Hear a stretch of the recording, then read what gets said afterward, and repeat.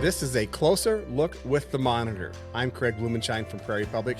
North Dakota's tax landscape is shifting. A major homeowner tax credit is proving more expensive than expected, with the state now needing roughly $20 million more than originally budgeted.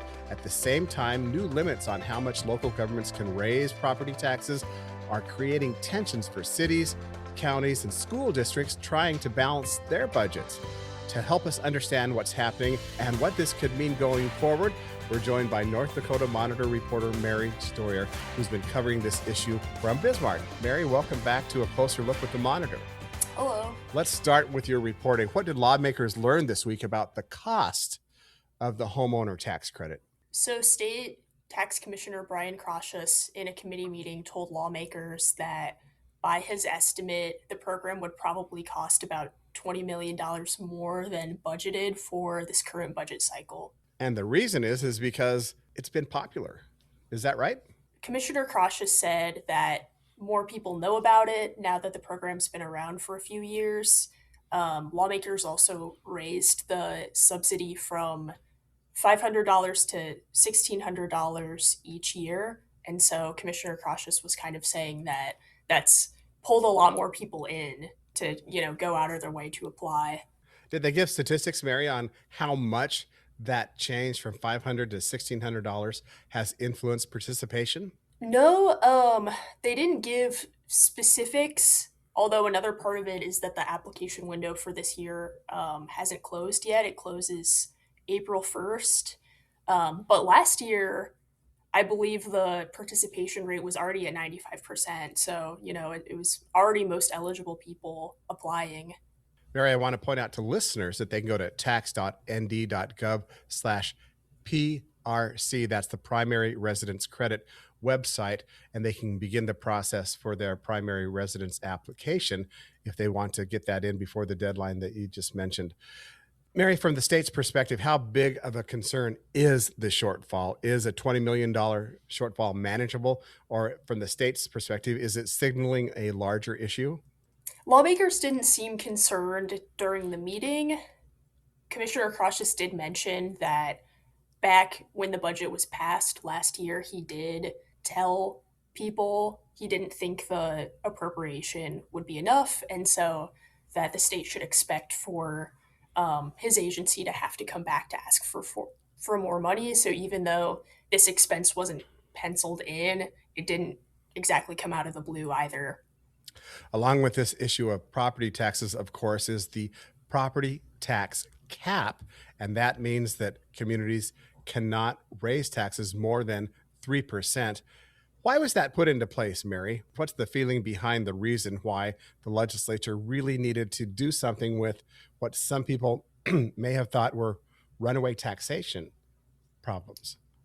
Lawmakers for a long time now have said that it's been a major goal of theirs to try to keep property taxes in check because that has so much support from voters who feel like it's getting out of hand. So last session, they passed House Bill 1176, and that included the primary residence credit, but also this 3% cap. And so this was put out there as a major way the state legislature was trying to, do something about property taxes.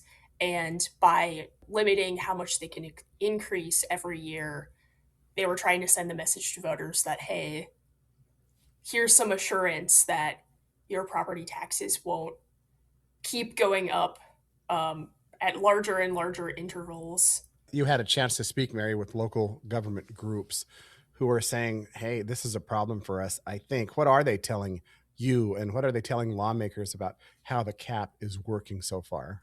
A handful of local government associations spoke to lawmakers during the meeting earlier this week, and they said that they had conducted informal surveys of their members. So, officials from various local government groups across the state. And they all said a lot of the same things, that implementing the tax cap the first year was kind of difficult for them, that it made planning their budgets more difficult, that they're worried that different expenses related to operating governments are going up at a rate that outpaces the cap, which means that they are worried that they're going to run out of money for services and have to cut spending in various different ways. They also seemed to be confused in some ways on how to implement the cap. Like maybe there were some things about the law that weren't clear or they struggled to get clarity on. And so there were just a lot of administrative tangles, is what they expressed too. So a lot of different concerns. Mary, you reported that some communities say they're dipping into reserves or delaying projects. How widespread is that concern? This was one thing that wasn't clear from the meeting, although lawmakers said they wanted those government associations to come back with more data on next time the committee meets. So Senator Brad Beckedahl on the committee, um, he said in his experience working in local government, he doesn't think it's unheard of to normally dip into reserves, um, although it's unclear if this cap is pushing people to dip into reserves more frequently. The surveys, the informal surveys that the local government associations conducted, didn't specifically ask whether or not um, it was common for the people who responded to their surveys for their local governments to do that. They didn't really gather like data over a period of time to show whether or not this was happening at a greater frequency. So to be determined. They're looking into that though.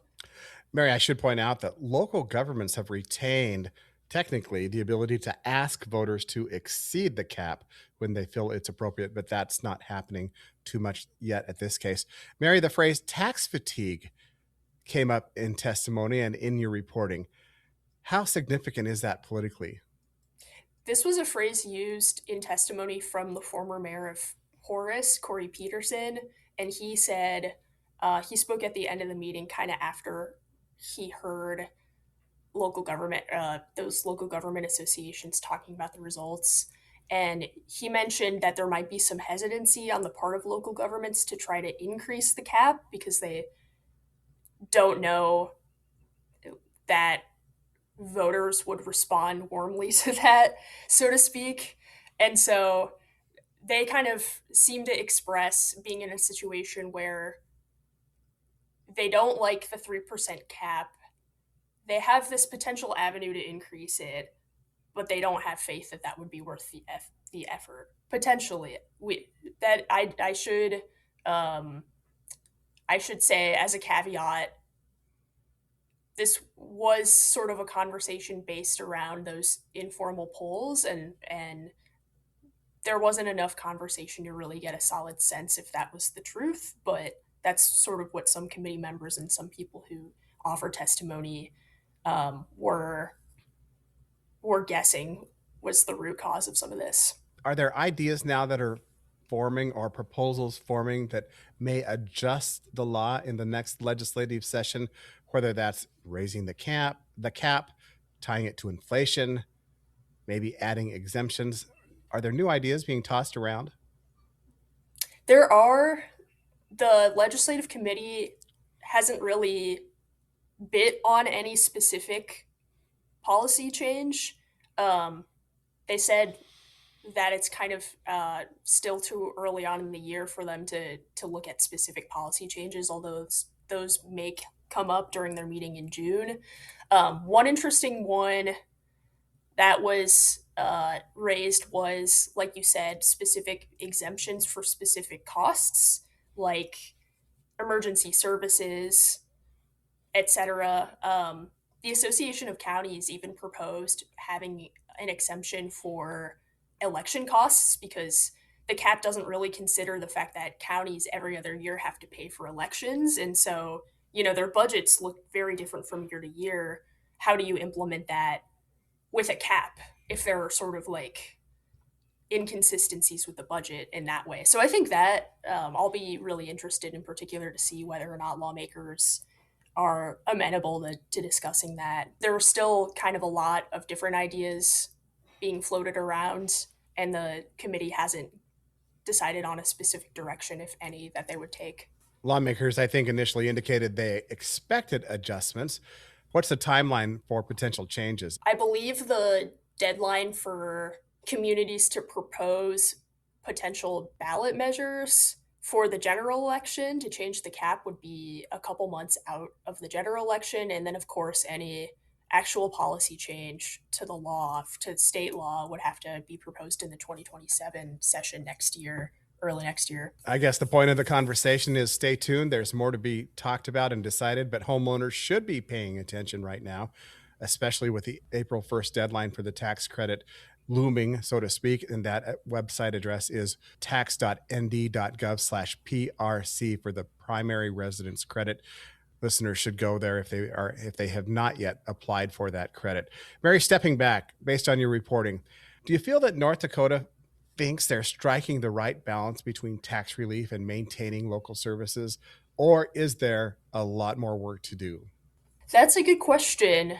And that was kind of a major question that seemed to be hanging above everyone's head at the committee meeting. I think lawmakers, at least a few of them, sort of signaled that, like, hey, we gave the people what they asked for.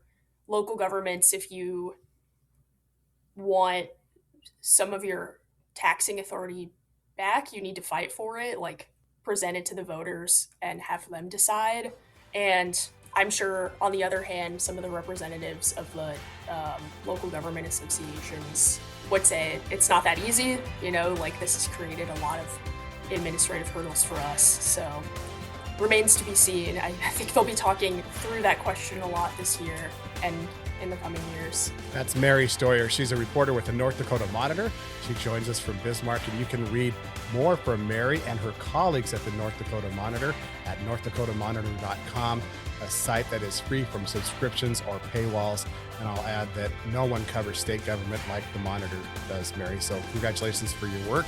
You can always read her full reporting at northdakotamonitor.com. For a closer look with the Monitor, I'm Craig Blumenshine. Thanks, Mary, for joining us. Thank you so much.